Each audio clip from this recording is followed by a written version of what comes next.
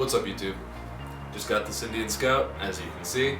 Just released a video a little bit ago about how I took it home from the dealership. Needless to say, it's a stock bike. Needs some shit, so I bought some shit. Let's take a look at it. God, it's hot as shit in here. Ugh. But if I turn a fan on, well,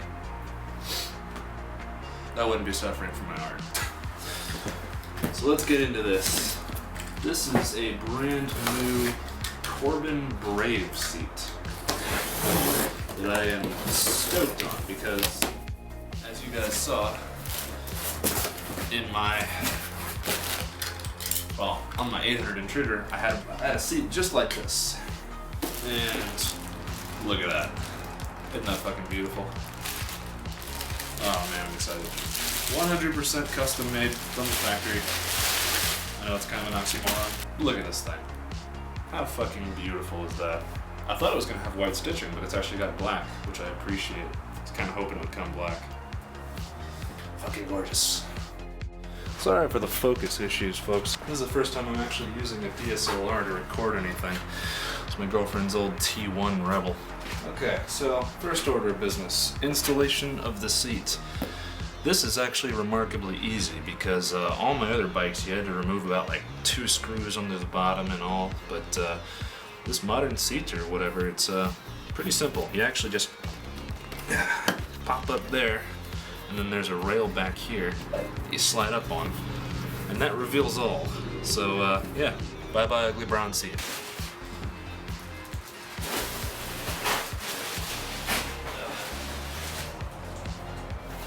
And now we say hello to the beautiful Corbin. Now, as far as I know, installation is actually relatively the same process. But you know what? Looking at it, it's actually, looks a little bit different. Time to read the goddamn manual.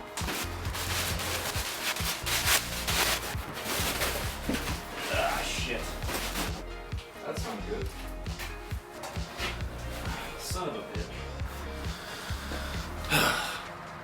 Interesting. So, it looks like there is a tab where this can potentially go in, but I'm not sure. Also, Corbin seems to have neglected to get me the 8mm screw that goes back in there. Right there, secured to the end. So let's see about that. Alright, so, bit of a hiccup there.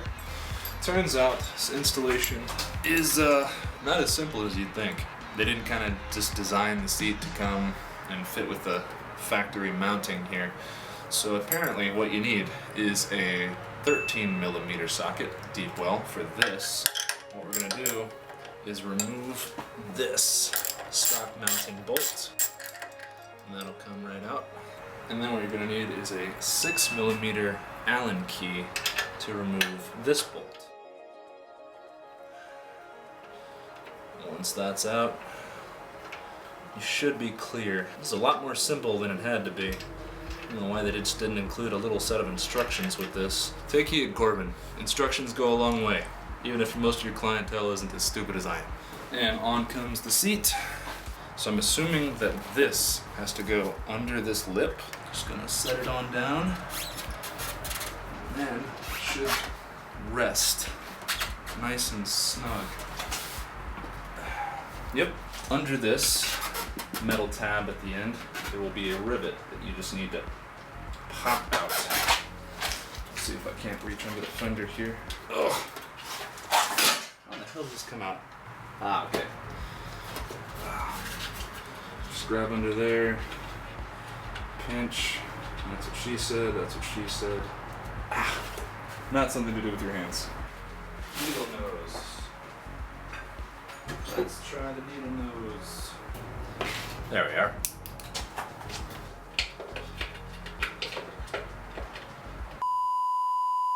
Leave it to me to be baffled by something as simple as this.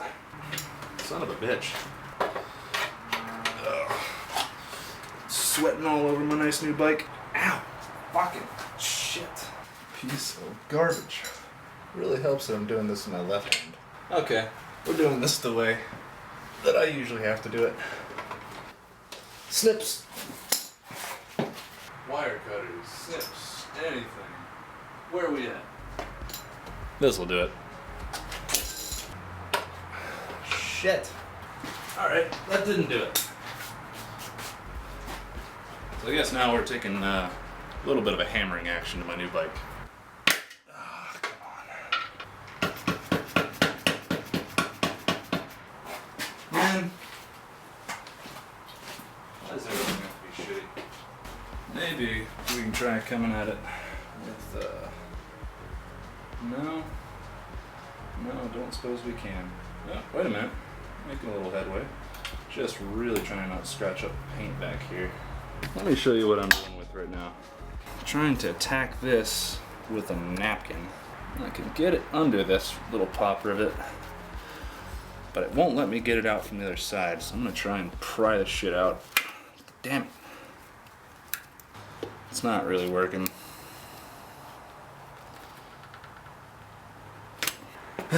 Fuck it. Bringing in the artillery.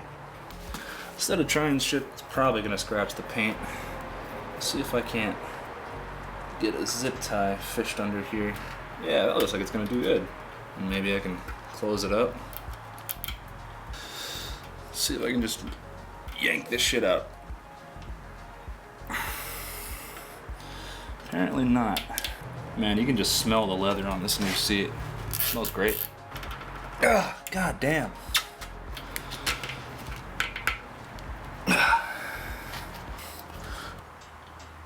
Oh, man, fucking success, right? You know what's shitty? When you realize shit's threaded and already you got a little of that paint coming off.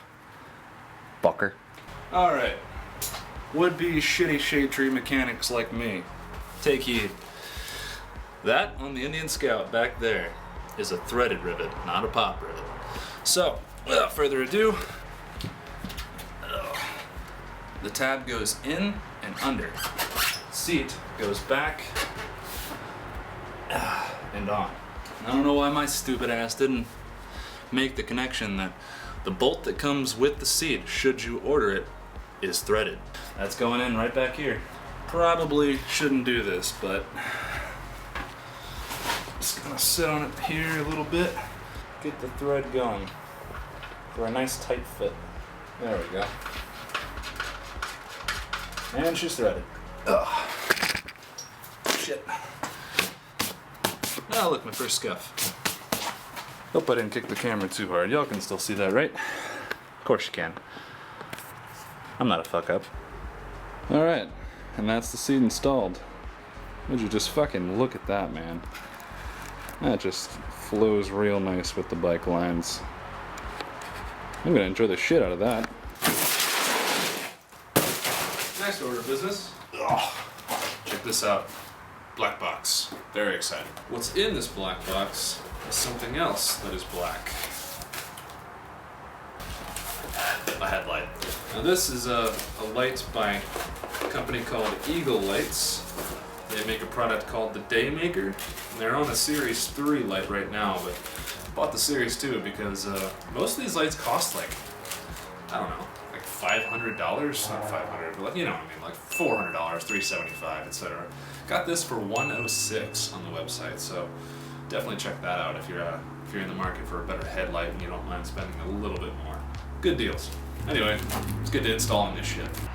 So it looks like the first thing we're gonna need is a Phillips head screwdriver to remove the front. Of course we are. Well, we have Phillips heads. Son of a bitch.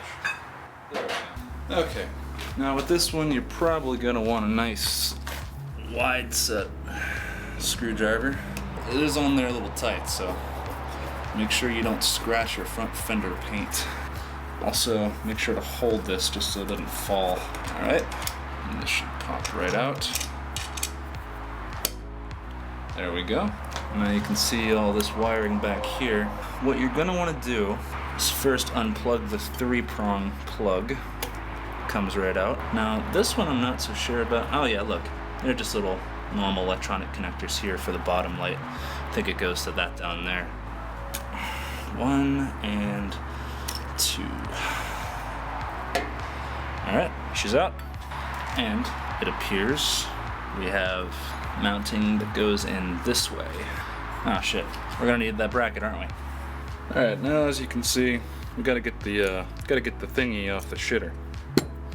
So we got these little brackets here that are going over these little metal studs. So what we gotta do is get ourselves a nice little flathead. I say little, but pry it up a little bit, and well, maybe they'll cooperate, maybe they won't. Don't want to bend it too far. Oh shit, that one just chipped the thing right off. Nice. Okay, so I may have discovered the secret here. Instead of going out, I am going to go in very gently. Does that one work? No, not really.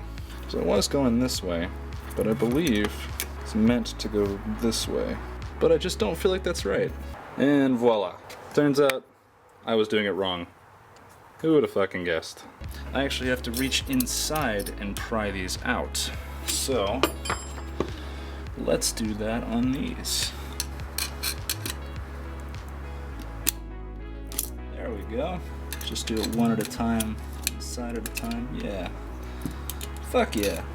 They just come right out. Look at that. Simple as me being stupid. So now comes the task of getting the new one in. How easy could this be? Probably not very. Alright, now considering that this is the bottom, I believe it goes this way. We gotta get her in like this. So in order to do that, set it down. Let's see if we can't get these clips back in here. Piece of shit. And we can go ahead and get our top one in.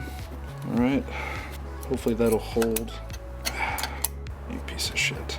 And we can force another one in on the bottom. Oh, come on. This way. Stupid. Alright. Force that one in. There we go. Now we got the two in. We can go ahead and align it correctly. Alright, looks about right. Let's get those remaining two clips. Eef.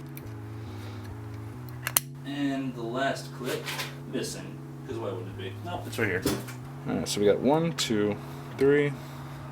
And let's just go ahead and make it uneven. Because who cares about being even?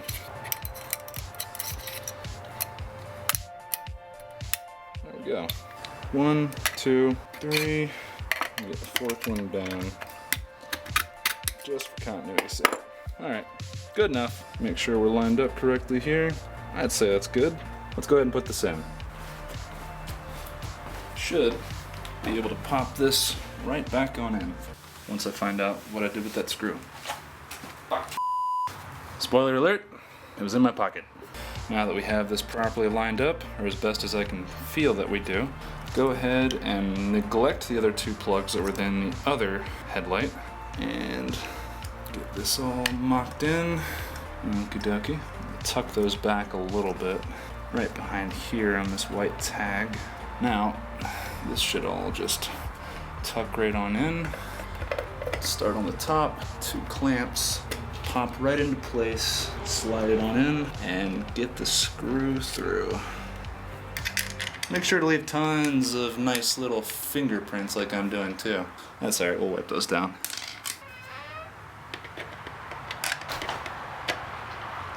Creepy. Door opened up behind me. Screw this in, and you will be golden.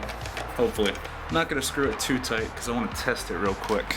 So, you'll note that the installation guide for this calls for you to disconnect the negative battery terminal while you're installing it, but who's got time for that? I like seeing fireworks. Okay, this should be the low beam. Nice and shiny. Here's the high beam.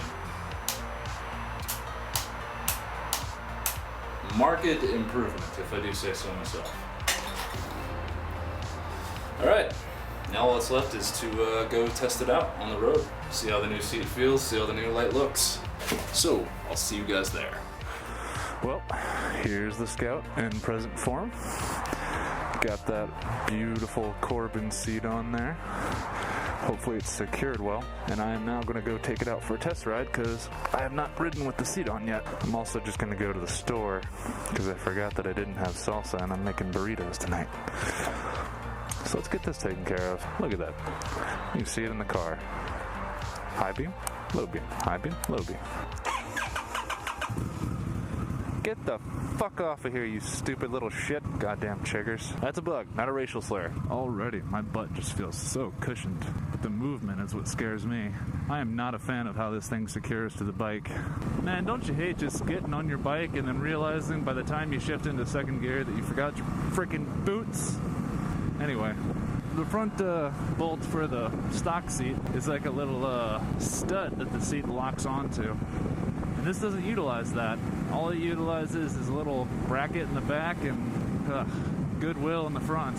I've never bought a Corbin seat brand new, and apparently they're supposed to break in and people don't like them that much to start with. But if this is how it is now and it just gets better later, good God. Don't slide the seat, don't slide the seat. No sliding seat? All right.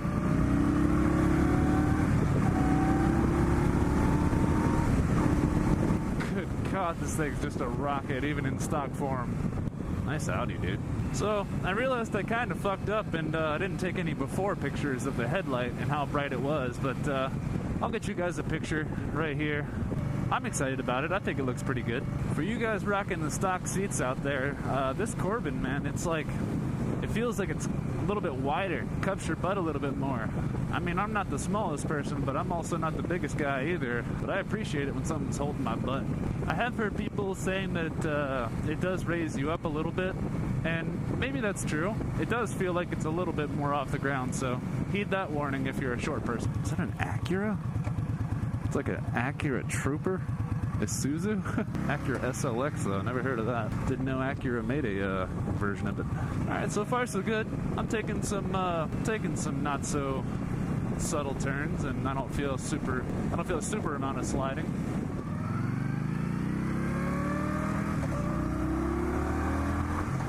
Woo!